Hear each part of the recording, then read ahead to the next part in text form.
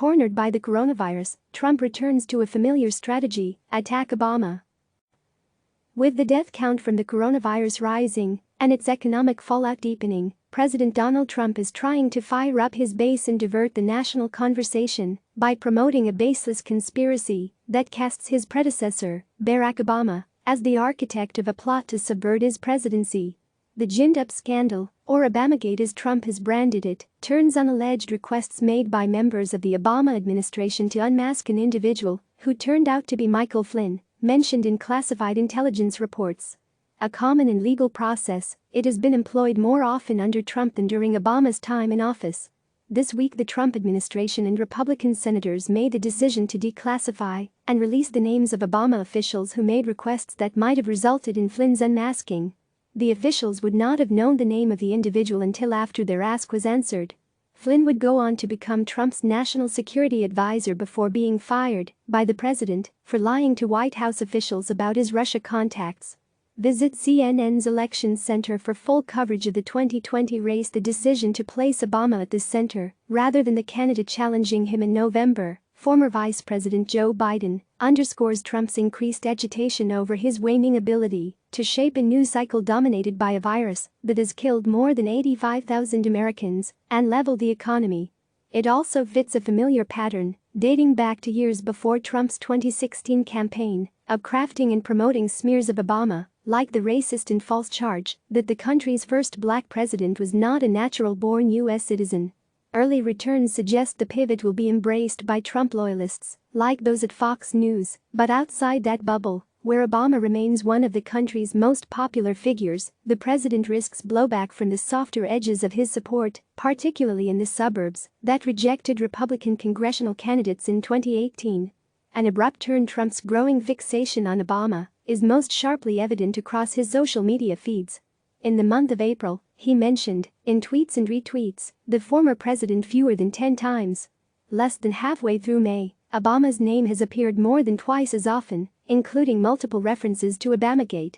The most retweeted mention featured the word alone, in all caps, with an exclamation point, on Mother's Day.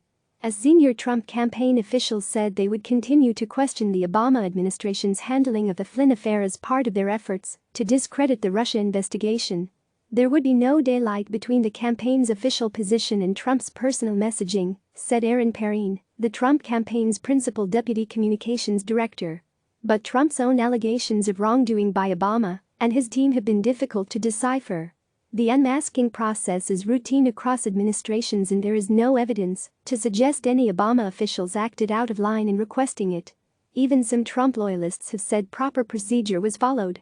The leak of Flynn's name shortly before Trump took office, though illegal, has featured less prominently in the narrative.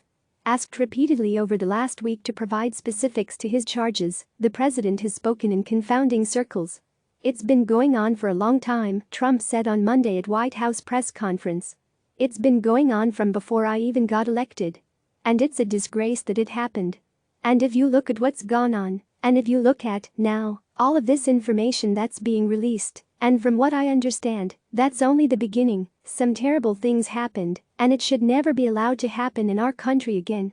Pressed by a reporter to explain what crime exactly he is accusing Obama of taking part in, Trump demurred. "You know what the crime is," he said.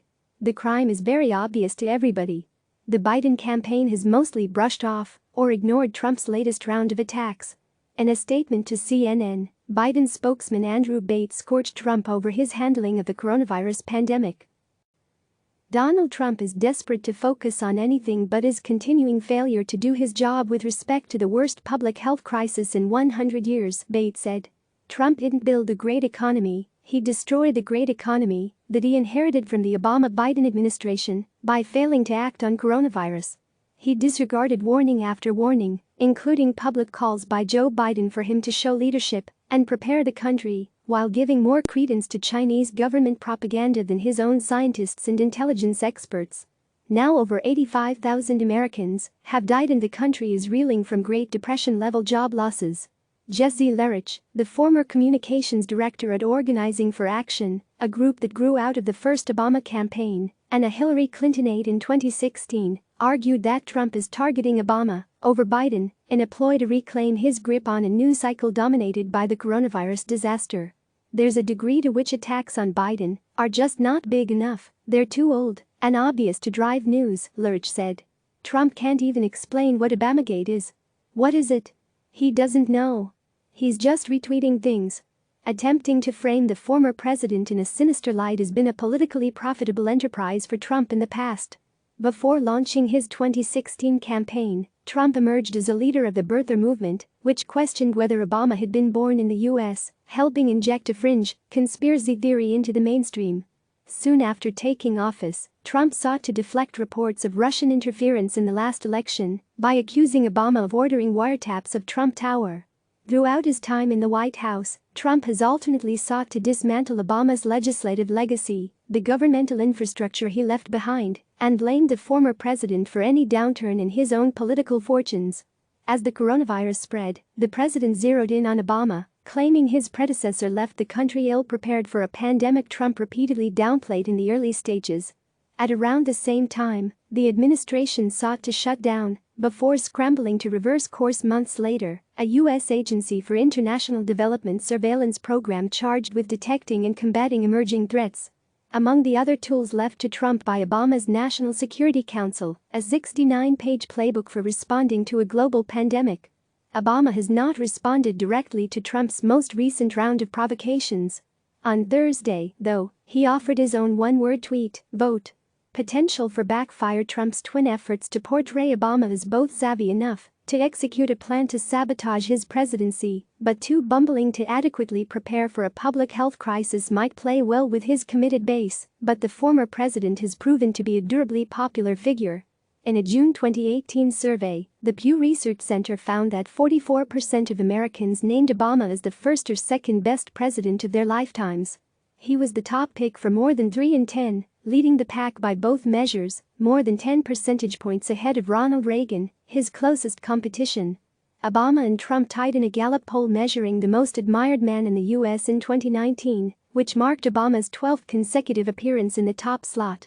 Asked about suggestions that targeting a popular former president could backfire among the broader public, Trump campaign spokesman Matt Wooking touted the names of the Obama administration officials declassified by the Trump administration and released by Trump's allies in the Senate as stunning new information that would undermine Biden's myth that there was zero scandal during his time as vice president. Whether that line of attack, a remix of what Trump has said, in the face of clear evidence to the contrary, for years now, helps him build a clear case for re-election during a devastating, unrelated health and economic crisis, is an open question. Democrats, led by Biden and his team, appear confident for now that their best bet is to ignore the noise and keep their message focused on Trump's coronavirus response. To the extent that I would engage on the Obama attacks, it would be only to drive contrast on how seriously the Obama-Biden administration took their responsibility to keep the American people safe and the preparations they took to mitigate potential crises, Lurch said. As opposed to engaging on the things that Trump wants to discuss. As outrageous as they are, they just aren't important. CNN's Marshall Cohen contributed to this story. Click subscribe to receive the latest news.